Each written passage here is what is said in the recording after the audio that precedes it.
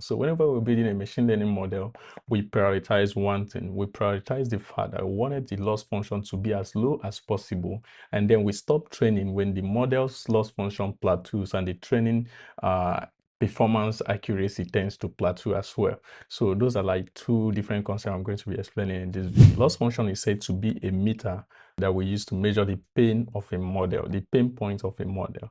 So that's why the higher the model loss function, the lower the model's performance. Why the lower the loss function, the higher the model's performance. When training a model, we are trying to minimize the loss function as more as possible, because the smaller the loss function value, the better the performance of this model.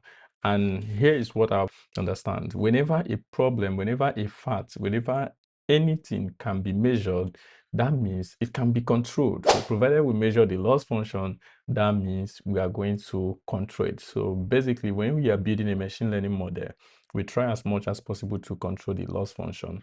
But then one thing to take away from this video, loss function is said to be a meter that we use to validate the model performance on training.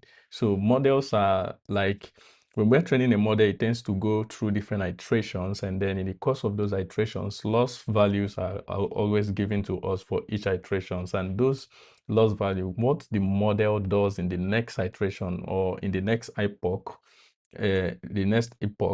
is it takes the loss function and tries to make it as small as possible in the preceding epoch. So that's basically what we do in machine learning, and that's why machine learning is interesting. In my next video, I'm going to be explaining what cost function is, and I'm going to distinguish cost function from loss function.